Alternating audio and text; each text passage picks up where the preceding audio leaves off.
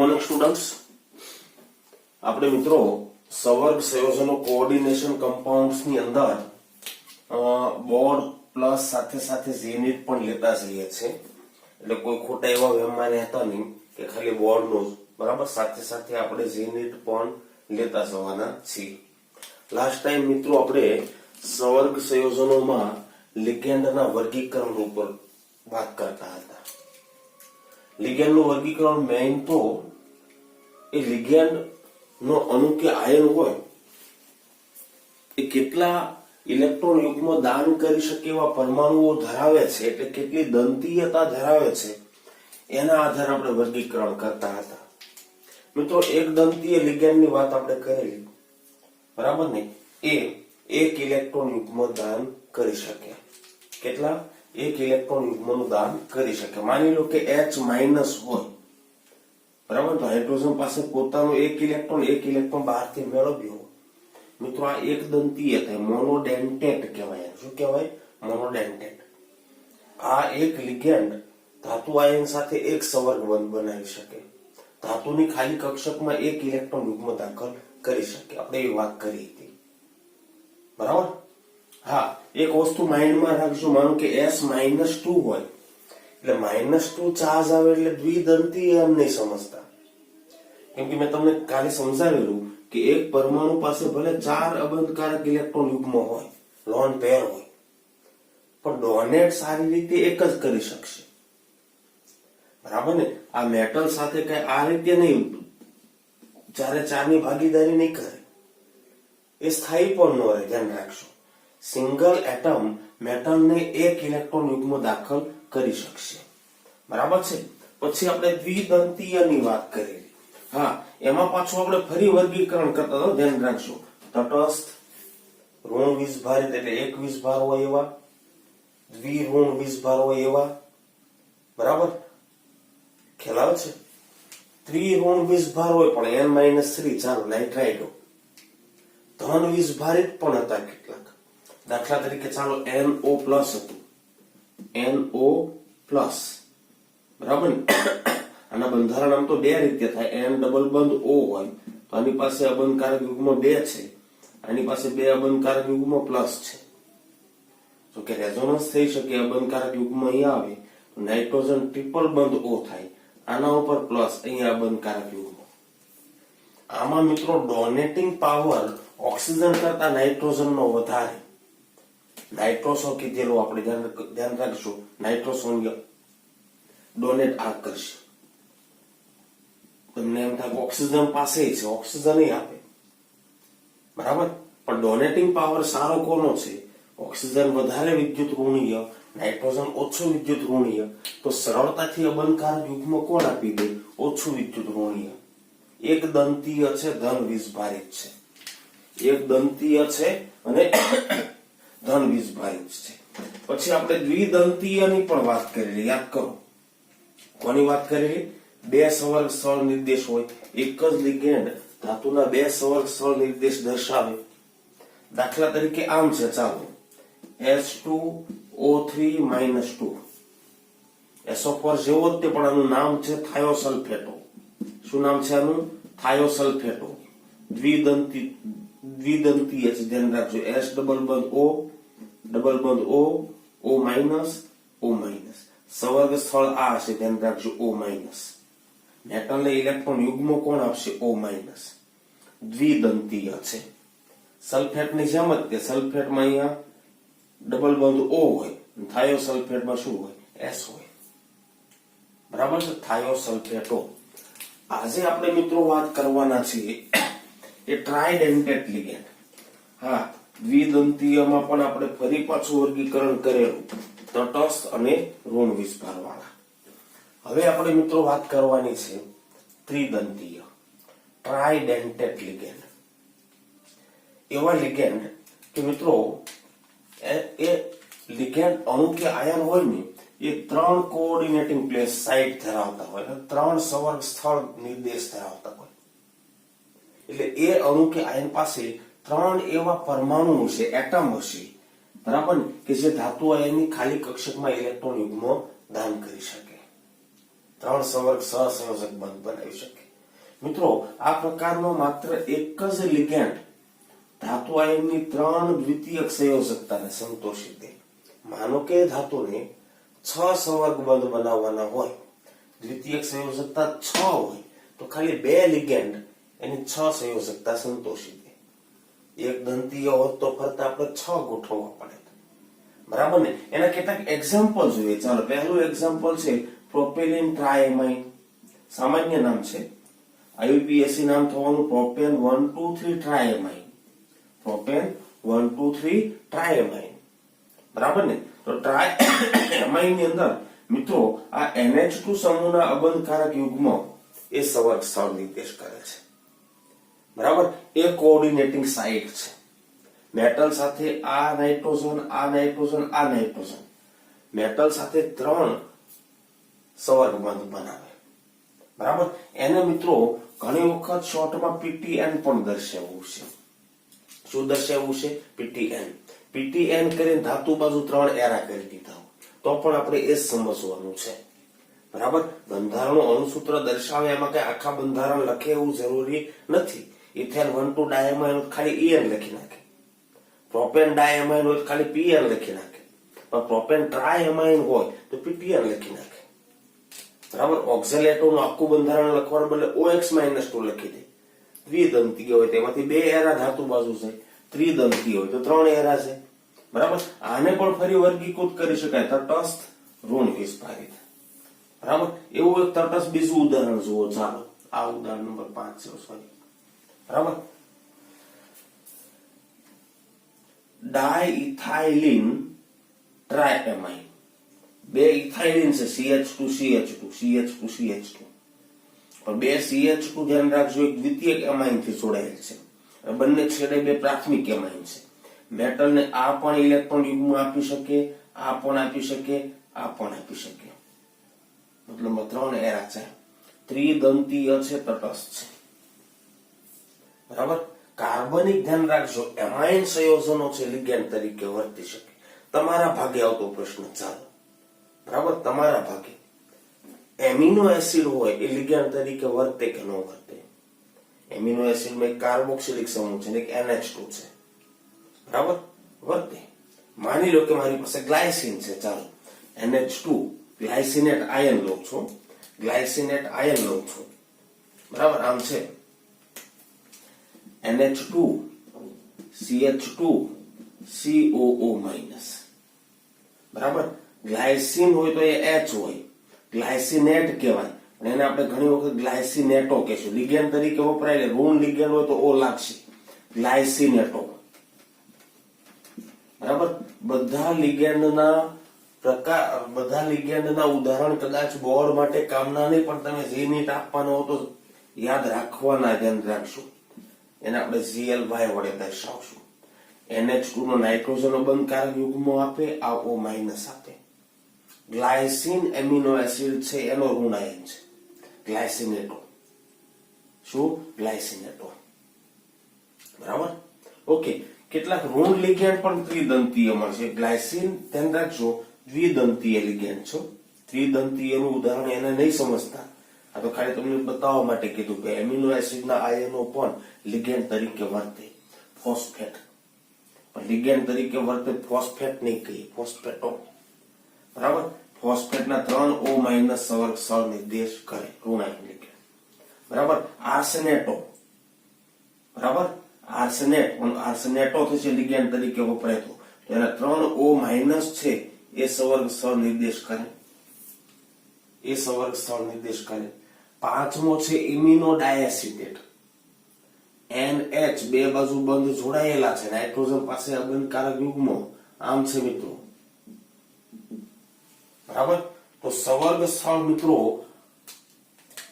આ O- પણ કરે, આ નાઇટ્રોજન પણ કરે, આ પણ કરે, બરાબર. તો મિત્રો આને ઋણ લિગેન્ડ કહેવાય. શું કહેવાય? ઋણ આયન લિગેન્ડ કહેવાય, બરાબર. ઋણ વિસ્ભારિત છે, -2 વિસ્ભાર છે. ઇમિનો ડાયએસિટેટ. શું કહેવાય એને? ઇમિનો ડાયએસિટેટ, બરાબર. ઓકે. એના પછી આગળ વધી ચતુષ્દંતીય. બોર્ડમાં નથી આપ્યું પણ એકાદ ઉદાહરણ આપણે એનું જોઈએ એટલે આપણને ખબર પડે, બરાબર. જે લિગેન્ડ 4 સંવર્ગ સ્થળ નિર્દેશ દર્શાવે, એક જ લિગેન્ડના 4 દ્વિતીયક સંયોજનો સંતોષે. કાર્બનિક માટે મિત્રો માટે બહુ સહેલું છે. કાં તો કાર્બોક્સિલેટનો ઋણ આયન હશે, કે તો પ્રાથમિક દ્વિતીયક તૃતીયક એમાઇનના નાઇટ્રોજનનો અબંધકારક યુગ્મ હશે. બરાબર, એ ડોનેટિંગ એટમ હશે. બરાબર, ખ્યાલ આવે છે? તો એક જ લિગેન્ડ 4 દ્વિતીયક સંયોજકતા સંતોષી દે. દાખલા તરીકે ટ્રાય ઇથાઇલિન ટેટ્રાએસિટેટ, એક ઇથાઇલિન, બીજો ઇથાઇલિન, ત્રીજો ટ્રાય ઇથાઇલિન ટેટ્રાએસિટેટ, ટેટ્રાએમાઇન. 2 પ્રાથમિક એમાઇન છે, 2 દ્વિતીયક એમાઇન છે. મેટલ સાથે ધ્યાન રાખજો, બંને પ્રાથમિક એમાઇન પણ ડોનેટ કરે મેટલ ને ખાલી કક્ષકમાં યુગ્મ, અને 2 દ્વિતીયક એમાઇન પણ કરે. મિત્રો સ્વભાવે તટસ્થ છે. કેવો છે? તટસ્થ છે. બરાબર મિત્રો, 2 કરતા વધારે સંવર્ગ સ્થળ દર્શાવતા હોય એવા બધા લિગેન્ડ માટે તમે કોમન શબ્દ વાપરી શકો છો, પોલીડેન્ટેટ, બહુદંતીય. પોલીડેન્ટેટ માટે બીજો શબ્દ શું થવાનો? બહુદંતીય. અને મિત્રો બહુદંતીય લિગેન્ડ પણ કહેવાય. કોને? ત્રિદંતીય, ચતુષ્દંતીય, આગળ આવવાનું ષટદંતીય. અને મિત્રો બહુદંતીય લિગેન્ડ પણ તમે કહી શકો છો. તો કેટલી રીતે વર્ગીકરણ થયું? દંતીયતાના આધારે, વીજભારના આધારે. હજી એક બીજું પણ શીખવવાનું છું. બરાબર, ઓકે, આગળ વધીએ. ચાલો, ષટદંતીય લિગેન્ડ. કેવો? ષટદંતીય લિગેન્ડ.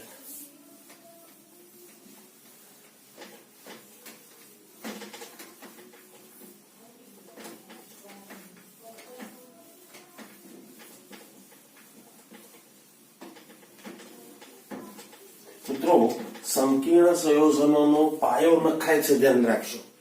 આ શરૂઆતના લેક્ચર તમે જેટલા સારી રીતે તૈયાર કરશો એટલું સંકીર્ણ સંયોજનોમાં તમારું ટૂંકમાં શું કહેવાય પ્રભુત્વ સારું રહેશે. નેક્સ્ટ લેક્ચર આપણે જોઈએ, અથવા નેક્સ્ટ પ્રકાર આપણે જોઈએ, એ છે ષટદંતીય લિગેન્ડ, હેક્સાડેન્ટેટ. ષટદંતીય લિગેન્ડ, એના માટે શબ્દ આપણે વાપરશું હેક્સાડેન્ટેટ. કેવાય? હેક્સાડેન્ટેટ લિગેન્ડ. બરાબર ને? એક જ લિગેન્ડ અણુ અથવા એક જ લિગેન્ડ એટલે જોડાનાર, મેટલ સાથે સંવર્ગ બંધથી જોડાનાર. બરાબર, એક જ લિગેન્ડ ધાતુ આયન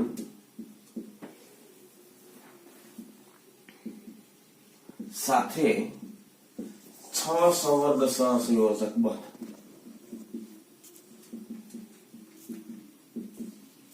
બંધ રચે.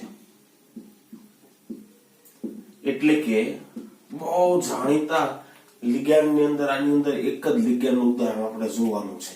6 સંવર્ગ સહસંયોજક બંધ રચે એટલે કે ધાતુ આયનની 6 દ્વિતીયક સંયોજકતા સંતોષે.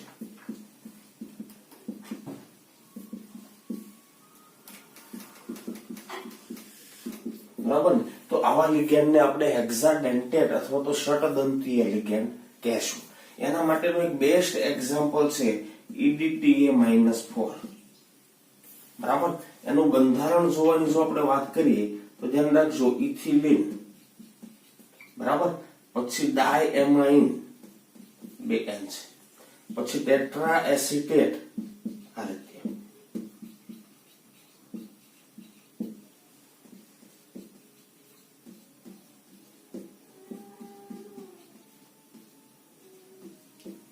બરાબર, શું એનું પૂરું નામ છે? લખીએ આપણે. એનું પૂરું નામ છે ઇથિલિન. આ ભાગને કહીએ ઇથિલિન. ઇથિલિન એનો જ ઈ લીધેલો છે, આપણે ધ્યાન રાખશું. પછી ડાયએમાઇન, શું? ઇથિલિન ડાયએમાઇન, એનો મિત્રો આપણે ડી લીધેલો છે. શું લીધેલું છે? ડી. પછી ટેટ્રા નો ટી લીધેલું છે. અને 1 2 3 4 એકમ એસિટેટ એનો આપણે એ લીધેલો છે. પણ ઋણ છે પ્રકાર એનો કેવો છે? ઋણાયન. પ્રકાર એનો કેવો છે? ઋણાયન. એટલે એસિટેટ શબ્દ નહીં વાપરીએ. શું વાપરીશું આપણે? એસિટેટો. બરાબર ને. ઋણ આયન લિગેન્ડ હોય એનું આયનીય નામ હોય એમાં મોટા ભાગે આપણે છેલ્લે ઓ લગાવી દઈએ. બરાબર. સલ્ફાઇડ હોય તો સલ્ફાઇડો, કાર્બોનેટ હોય તો કાર્બોનેટો, તો અહીં છેલ્લે એસિટેટ આવતું હોય શું કરી દઈએ? એસિટેટો. બરાબર.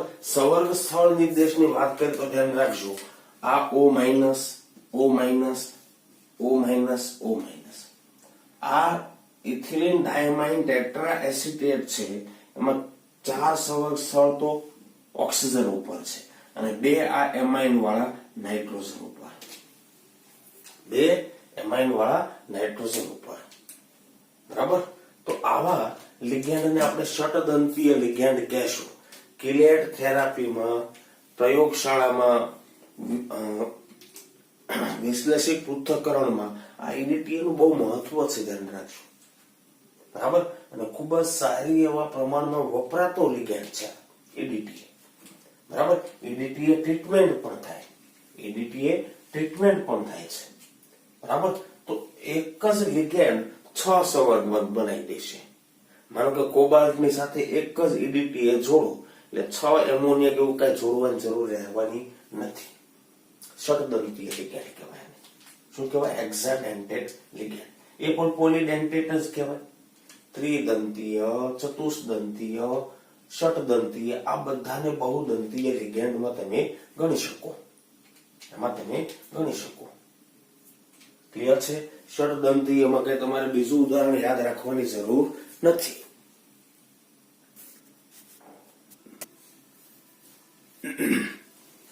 એના પછી મિત્રો લિગેન્ડને એક આપણે બીજી રીતે પણ વર્ગીકૃત કરી શકીએ. મિત્રો એ વર્ગીકરણ છે સમમિતીય અને અસમમિતીય લિગેન્ડ. દંતીયતાના આધારે, વીજભારના આધારે. અને હવે આપણે જોવું છે સમમિતીય લિગેન્ડ, સિમેટ્રિકલ અને એસિમેટ્રિકલ. અહીંયા આગળ ઇથેન 1,2 ડાયમાઇન જોવો તમે. જો અહીંયાથી હું કાલ્પનિક સમતલ વિચારું તો 2 રચના સરખી થાય. અને ધ્યાન રાખજો, બંને સવર્ગ સ્થળ નાઇટ્રોજન જ છે, મેટલ ઇલેક્ટ્રોન યુગમાં આપે તે. બરાબર ને. તો વચ્ચેથી તમે 2 સરખી રચના કરી શકો છો. 2 સમાન પરમાણુઓ સવર્ગ સ્થળ નિર્દેશ કરે. રચના એ લિગેન્ડ કે અણુ કે આયનની સમમિતીય હોય અને સમમિતીય લિગેન્ડ કહેવાય. બરાબર ને. માની લો કે ઓક્ઝેલેટો લો, ઇથેન 1,2 ડાયમાઇન તો છે જ, ઓક્ઝેલેટો લો OX -2, તો એ પણ કેવો છે? સમમિતીય. 2 સમાન પરમાણુઓ છે, ડોનેટિંગ એટમ છે, રચના સમમિતીય. હા, 2 અસમાન પરમાણુઓ ડોનેટિંગ એટમ હોય, દાખલા તરીકે એકમાં નાઇટ્રોજન ને એકમાં ઓક્સિજન, ગ્લાયસિનેટો લઈએ, આમાં નાઇટ્રોજન ડોનેટ કરે, આમાં ઓક્સિજન. રચના પણ 2 સરખી નથી થવાની, રચના અસમમિતીય છે. બરાબર ને. તો આવા લિગેન્ડને આપણે અસમમિતીય લિગેન્ડ કહેશું. અહીંયા તમે જોઈ શકો ડોનેટિંગ એટમ સરખા છે, પણ હા, અણુરચના સમમિતીય નથી.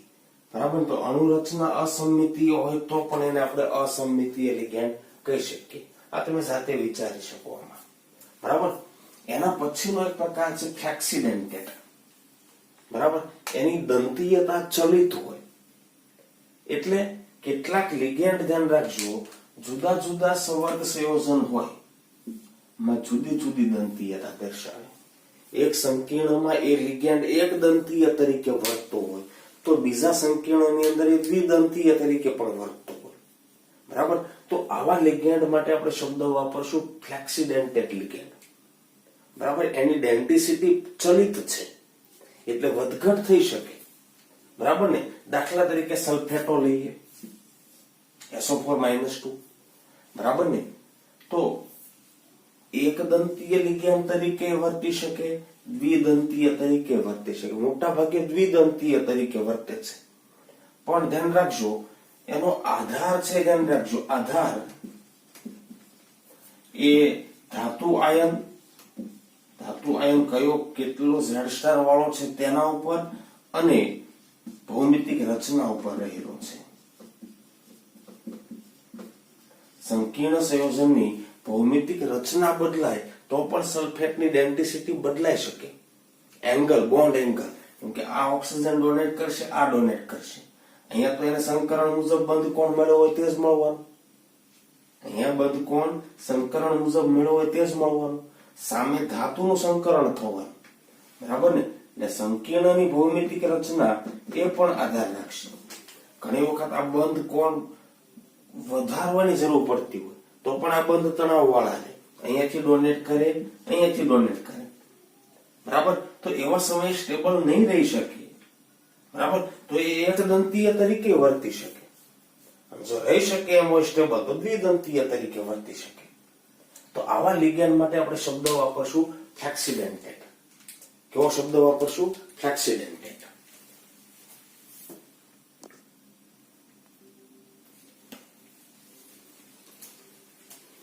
એના પછી મિત્રો સંકીર્ણના પણ તમે ટાઈપ પાડી શકો. એમાં પહેલો ટાઈપ આપણે પાડીએ છીએ એ છે મિત્રો હોમોલેપ્ટિક અને હિટ્રોલેપ્ટિક, બરાબર ને? હોમોલેપ્ટિક એટલે શું? તો કે સંકીર્ણમાં ધાતુ આયન એક કરતા વધુ પ્રકારના રસવારીઓ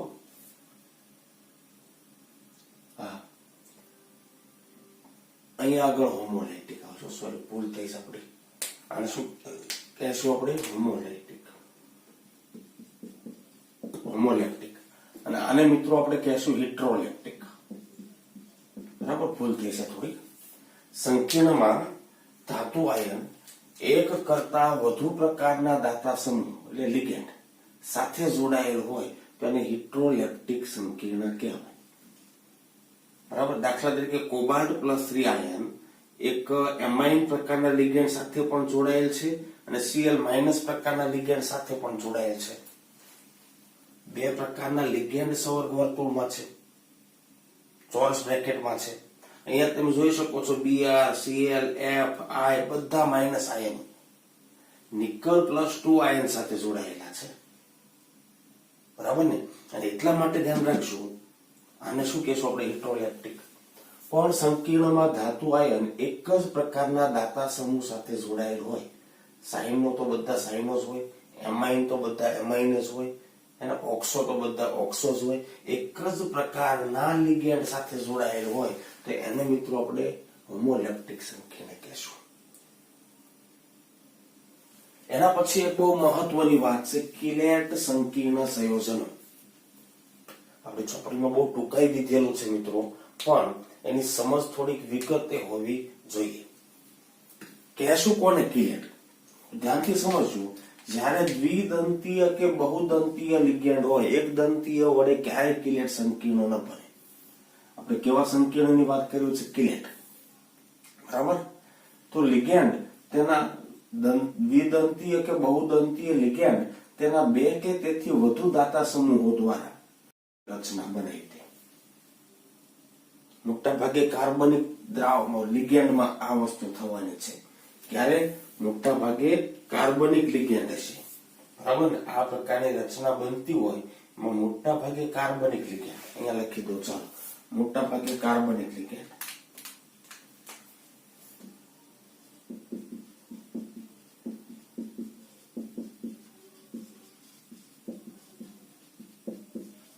બરાબર? એક એક્ઝામ્પલ લઈએ, ચાલો. એક્ઝામ્પલ 1, માની લો કે મારી પાસે છે PTEN twice +2 છે, બરાબર? નામ આપણે પછી જોશું. આમ નામ ખરેખર તમારું 20 ઇથેન 1,2 ડાયમાઇન પ્લેટિનમ 2 સંકીર્ણ આયન, બરાબર? પણ તમે એ જોઈ શકો છો કે પ્લેટિનમ છે એ ઇથેન 1,2 ડાયમાઇન એટલે કે EN સાથે જોડાય, એક EN બે સંવર્ગ બંધ બનાવે, રચના ચક્રીય બની, બરાબર? અહીંયા પણ તમે જોઈ શકો રચના ચક્રીય બની. એક બીજું એક્ઝામ્પલ જોઈ લો, ચાલો. હેને? શું થવાનું? ડાયઓક્સિલેટો ક્યુપ્રેટ માઇનસ છે એટલે ક્યુપ્રેટ 2 સંકીર્ણ આયન, બરાબર? નામ અત્યારે યાદ ન રહે, કાંઈ નહીં, આપણે નિયમ સાથે જોવાના, બરાબર? પણ એક વસ્તુ સમજજો, તટસ્થ અણુએ ઇલેક્ટ્રોન યુગ્મ ડોનેટ કરી દીધું, ઓક્સિલેટરનો માઇનસ હતો એને ઇલેક્ટ્રોન યુગ્મ ડોનેટ કરી દીધું. એનો ચાર્જ આપણે ઓક્સિડેશન અવસ્થામાં ગણ્યો છે. ડોનેટ કર્યા પછી અહીંયા માઇનસ લખવાની ભૂલ આપણે કરવાની નથી. એ માઇનસ નહીં લખી, ધ્યાન રાખજો, નહીં લખી. બરાબર. તો બળી જશે આ રીતે. એને આપણે આમે દર્શાવ્યું છે કે CuOX ટ્વાઇસ -2. પણ તમે જોઈ શકો છો ચક્રીય રચના બને છે. બરાબર, ખ્યાલ આવે છે. પણ એક વસ્તુ સમજજો કે માની લો કે આનો આ Cu નો સંકીર્ણ આવો બન્યો હોત, CuNH3 4+2, તો સાદો સંકીર્ણ કહેવાય. આને કિલેટ સંકીર્ણ કહેવાય. ચક્રીય રચના બની. કિલેટ સંકીર્ણ એ સાદા સંકીર્ણ કરતા વધુ સ્થાયીતા ધરાવે. હું તમને કારણ કહું, કેમ કે મેટલ આ સાદા સંકીર્ણ છે, એમાં મેટલ ફરતે આવા સિંગલ બંધ જ હશે. આ એક બંધ તૂટે એટલે આ લિગેન્ડ છૂટો પડી જાય. લિગેન્ડ છૂટો પડી જાય. પણ અહીંયા લિગેન્ડને મારે છૂટો પાડવો હોય તો મિત્રો ધ્યાનથી સમજજો, આ બંધ પણ તોડવો, આ પણ તોડવો પડે. વધારે તમે ઊંચું તાપમાન લઈ જાઓ, બરાબર ને, થર્મલ એનર્જી આપો, ત્યારે ધ્યાન રાખજો આ બે બંધ તોડી શકો. અને એમાં તે ધ્યાન રાખજો, ચક્રીય રચના છે, તમે આપેલી થર્મલ એનર્જી બંધનું દોલન વધારવામાં 1 2 3 4 5 આખા રૂટમાં વધવાની. એટલે થર્મલ એનર્જીની ઇફેક્ટ આ બંધ તોડવામાં ઓછી થવાની. એટલે સરળતાથી નહીં તૂટે. એટલે સરળતાથી મેટલથી લિગેન્ડ છૂટો નહીં પડે. બરાબર ને. સ્થાયીતા એટલે આપણે ધ્યાન રાખજો, થર્મલ સ્ટેબિલિટીની વાત કરીએ છીએ. થર્મલ સ્ટેબિલિટી, બરાબર ને. શું? Thermal stability. સાદા સંકીર્ણ કરતા કિલેટ સંકીર્ણની થર્મલ સ્ટેબિલિટી વધારે હોય. કદાચ માનો કે આ સંકીર્ણ છે એ 70-80 સેલ્સિયસ તાપમાને વિઘટન પામી જતો હોય તો આના માટે તાપમાન ઊંચું જોઈએ, એ પાકું. બરાબર છે. ઓકે. બીજી એક વાત કરીએ કે 4 કે તેથી વધુ સભ્ય ધરાવતી ચક્રીય રચના બને તો એને આપણે કિલેટ સંકીર્ણ કહેશું. તમને હું એક એક્ઝામ્પલ આપું. ચાલો આને સાફ કરી દઈએ. પહેલા આપણે તમને એક એક્ઝામ્પલ આપું. ચાલો આને કિલેટ સંકીર્ણ કહેશો કે નહીં કહો તમે. મેટલ સાથે સલ્ફેટ છે. ચાલો ડબલ બંધ O આમ લિગેન્ડ સંકીર્ણ બની ગયા છે. બરાબર. તો તમે જોઈ શકો છો 1 2 3 4 ચાર સભ્યો, 4 થી વધુ, આમ લખશું 4 કે તેથી નહીં, 4 થી વધુ સભ્ય ધરાવતી ચક્રીય રચના બનાવે તો કિલેટ સંકીર્ણ કહેવાય. બરાબર. તો એને આપણે કિલેટ સંકીર્ણ કહેશું. એ સભ્ય કેટલા બન્યા? કિલેટ નથી. ધ્યાન રાખજો, કિલેટ નથી. માની લો કે મેટલ સાથે લિગેન્ડ જોડાયો તો સભ્ય કેટલા? 1 2 3. કિલેટ નથી. એટલી સ્ટેબિલિટી નહીં હોય, ધ્યાન રાખજો. 3 નું વલય બને એના કરતા 4 ની સ્ટેબિલિટી વધવાની. બરાબર ને. 1 2 3 4. બરાબર ને. પણ 4 માં હોય એના કરતા 1 2 3 4 5. 5 માં સ્ટેબિલિટી વધવાની. 5 માં સ્ટેબિલિટી વધવાની. પછી વધારે પડતી મોટી રિંગ ખાતી જાય ને એમ સ્ટેબિલિટી ઘટતી જાય. ક્લિયર છે? એટલે સારામાં સારી સ્ટેબિલિટી તો ધ્યાન રાખજો, 5 ની રિંગ મળશે ને એમાં સ્ટેબિલિટી સારામાં સારી છે. 5 ની મળે એમાં. સમજો છો તમે? કેમ કે ધાતુ સાથે બોન્ડ એંગલ નો મેળ સારામાં સારો અહીંયા રહેવાનો. ધાતુ સાથે 6 ની બને તો બોન્ડ એંગલ નો એટલો બધો સારો મેળ નહીં રહે. કેમ કે ધાતુમાં સંકરણ થશે અને ખાલી કક્ષકો, અને ખાલી કક્ષકો સંકરણ મુજબ બંધ કોણે લિગેન્ડને જોડવાનો પ્રયાસ કરશે. અહીંયા ઓલરેડી લિગેન્ડ એક ચોક્કસ ચક્રીય રચના બનાવે છે. બરાબર. એટલે થોડું આ રીતે છે, ધ્યાન રાખજો. 2 નું 3 નું વલય બને એના કરતા 4 ની સ્ટેબિલિટી વધે, એના કરતા 5 ની વધારે. પછી વલયની સાઈઝ વધતી જાય, સ્ટેબિલિટી ઘટતી જશે. આ માઇન્ડમાં રાખશું. સાદા સંકીર્ણ કરતા તો એની સ્ટેબિલિટી વધારે જ છે. પણ કિલેટ બનતા હોય તો પણ કાર્બન સંખ્યા શરૂઆતમાં વધે તો સ્ટેબિલિટી વધે છે, પછી વધે તો ઘટે છે.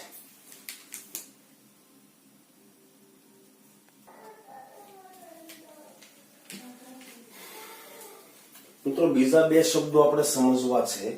એક છે સંવર્ગ પ્રભાવ ક્ષેત્ર, એને આપણે કહીશું કોઓર્ડિનેશન સ્ફિયર.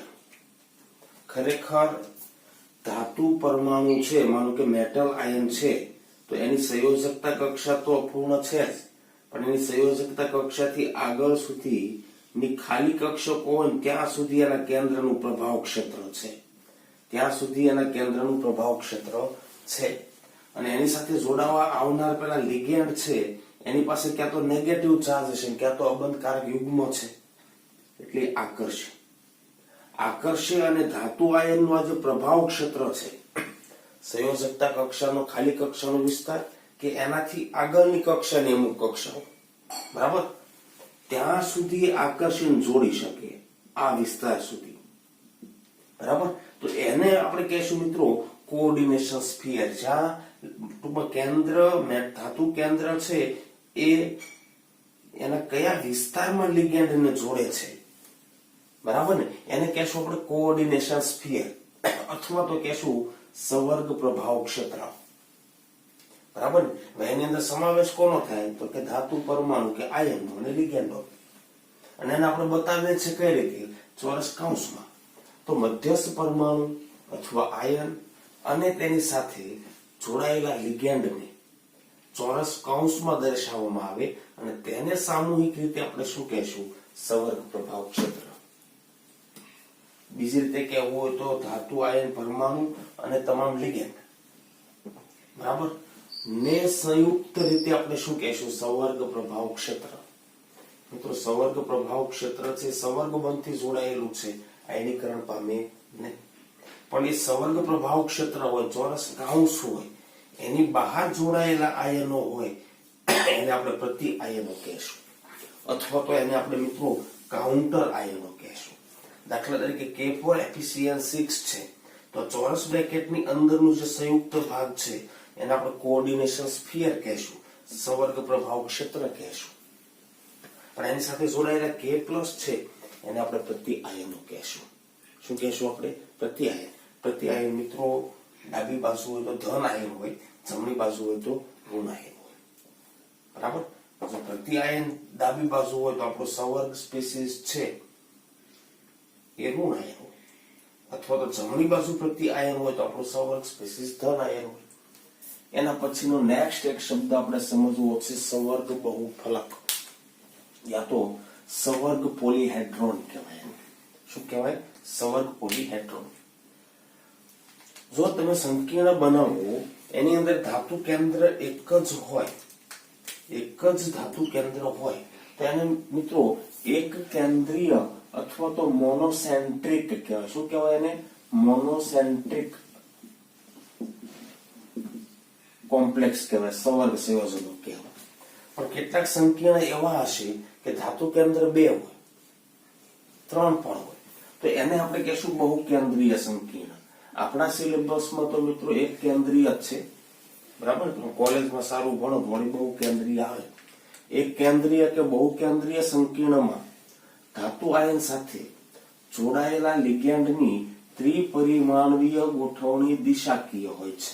એનું કારણ તમને કહું કે લિગેન્ડ સાથે જ્યારે ધાતુ જોડાશે ને ત્યારે ધાતુ એની સંયોજકતા કક્ષાની ખાલી કક્ષકો હોય એનું પહેલા સંકરણ કરશે, અને સંકરણ મુજબ એની ખાલી કક્ષકો છે અવકાશમાં ગોઠવાય, અને અવકાશમાં જ્યાં આગળ ગોઠવાય એ જ દિશામાં લિગેન્ડને ઇલેક્ટ્રોન યુગ્મ ડોનેટ કરવા આવવું પડે. અને એના કારણે ધ્યાન રાખજો ત્રિપરિમાણીય દિશાકીય ગોઠવણી થાય. સહસંયોજક બંધ આવે ત્યાં દિશાકીય ગોઠવણી હોય. તો દિશાકીય ગોઠવણી થાય તો તેમાં રચાતી આપણને વિવિધ ભૌમિતિક રચનાઓ મળે. બસ એ રચનાઓ મળે એને સંવર્ગ બહુફલક કહેવાય, પોલીહેડ્રોન કહેવાય, બરાબર. માની લો કે Ml4 પ્રકારનો સંકીર્ણ છે, બરાબર. ધાતુ સાથે 4 સંવર્ગ બંધ જોડાયેલા છે તો ધ્યાન રાખજો એની રચના સમચતુષ્ફલકીય બની શકે અને સમતલીય સમચોરસે બની શકે. સંકરણ કેવું થાય છે એના ઉપર આગળ શીખવાના આપણે. સમતલીય સમચોરસ પણ થઈ શકે, sp3 થાય છે કે dsp2 થાય છે, બરાબર. પણ માની લો કે Ml6 પ્રકારનો સંકીર્ણ હોય તો ધ્યાન રાખજો રચના એની અષ્ટફલકીય છે. એવી રચના છે અષ્ટફલકીય.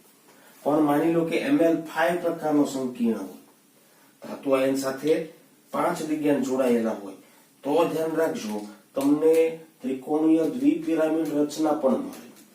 ત્રિકોણીય દ્વિપિરામિડલ પણ મળે, બરાબર, અથવા તો સમચોરસ પિરામિડ પણ મળે.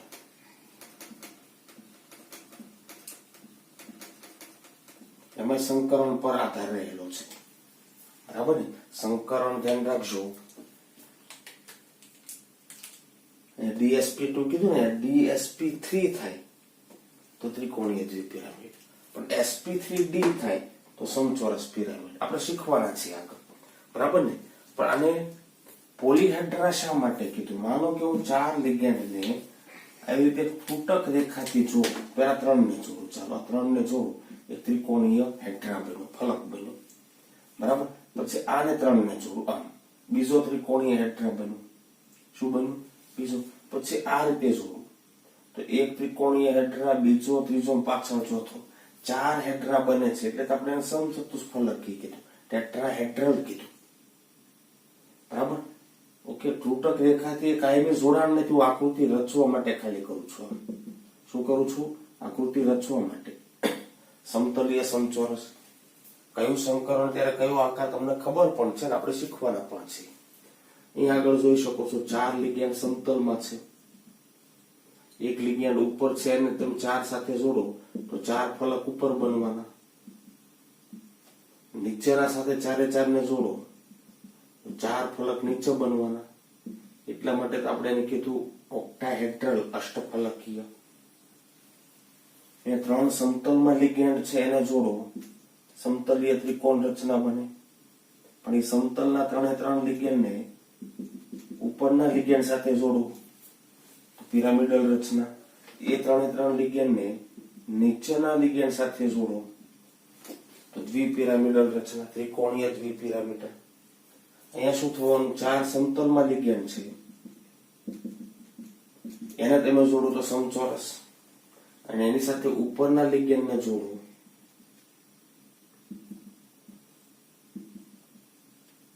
તો શું બનવાનું? સમચોરસ પિરામિડ રચના, સમચોરસ પિરામિડલ રચના, બરાબર. તો આ રીતે ધ્યાન રાખજો. મધ્યસ્થ ધાતુ પરમાણુ છે એમાં સંકરણનો પ્રકાર બદલાશે અને સાથે જોડાતા લિગેન્ડની સંખ્યા બદલાશે. એમ મિત્રો એની ભૌમિતિક રચનાઓ છે એ પણ બદલાતી જશે, એ પણ બદલાતી જશે, બરાબર છે. ઓકે. બીજી એક વાત કરીએ કે ધાતુ આયન હોય, સંવર્ગ સંયોજનની અંદર ધાતુ આયનનો સંવર્ગ ઓક્સિડેશન આંક કાઢવો હોય તો બહુ સીધી વાત છે.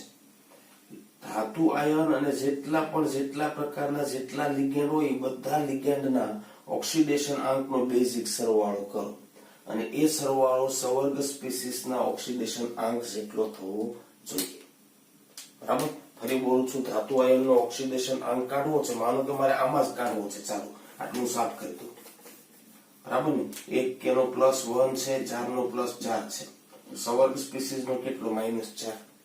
તો સંવર્ગ સ્પીસીસ ની અંદર જેટલા પણ ઘટકો છે એ બધાના ઓક્સિડેશન આંકનો બેઝિક સરવાળો -4 થાય. માનો કે Fe નો X લઈ લો, Fe નો કેટલો લઈ લો? X લઈ લો. આ તમને આવડે છે પણ તો ખાલી રિમાઇન્ડ કરાવું છું. X લઈ લો. 1 Cn -1 હોય તો 6 ગુણ્યા -1 લઈ લો, બરાબર. ફાઇનલ કેટલા થવા જોઈએ? -1, બરાબર ને. -6 આ બાજુ એટલે +6 થાય, x બરાબર +2. એનો મતલબ એ થયો કે Fe નો ઓક્સિડેશન આંક કેટલો છે? +2, બરાબર. પણ કેટલાક તટસ્થ લિગેન્ડ જો આપેલા હોય તો એનો તો આપણે 0 ગણશું. દાખલા તરીકે આમ છે, ચાલો CONH3 6+3 તો કોબાલ્ટ નો X લઈ લો. એમોનિયા તટસ્થ લિગેન્ડ છે, એટલા માટે જ આપણે લિગેન્ડનો પરિચય મેળવો. ધ્યાન રાખજો કોણ તટસ્થ લિગેન્ડ છે, કોણ ઋણ વીજભારિત છે, એમાં ઋણ વીજભાર કેટલો પાછો એનો, એ પ્રમાણે આપણે લિગેન્ડનો વીજભાર ગણવાનો, બરાબર ને. બધા ઘટકોના વીજભારનો બેઝિક સરવાળો ફાઇનલ વીજભાર જેટલો થવો જોઈએ. એ તો ઓક્સિડેશન આંકનો બેઝિક સરવાળો ફાઇનલ ઓક્સિડેશન આંક જેટલો થવો જોઈએ. તો એમોનિયાનો 0 છે એટલે x + 0 બરાબર 3. x બરાબર કેટલા? 3. કોબાલ્ટનો ઓક્સિડેશન આંક +3 આવે, બરાબર. આ રીતે તમને કોઈ પણ આ લિગેન્ડનો પરિચય હોવો જોઈએ. બરાબર ને? એટલા માટે જ આપણે ચોપડીની અંદર બહુ નાનો એવો લિગેન્ડના પરિચયનો ટોપિક આપ્યો છે, બરાબર ને? પણ એક એક પ્રકાર પાડતા ગયા, વિગતે આપણે ઉદાહરણો લેતા ગયા, એની પાછળનું કારણ જ આ છે. મેક્સિમમ લિગેન્ડને તમે ઓળખતા હશો એના વિસ્ભારથી, એની દંતીયતાથી, એટલે કામ સરળ થઈ જવાનું આપણું, બરાબર? જરૂર પડે તો ધ્યાન રાખજો, લિગેન્ડનો પરિચય છે રિવાઇઝ કરજો, લેક્ચર નોટ બનાવજો સારી, મારા કરતા સારા અક્ષરમાં, બરાબર છે? ઓકે, તો મિત્રો અહીંયા આગળ આપણે અટકીએ છીએ.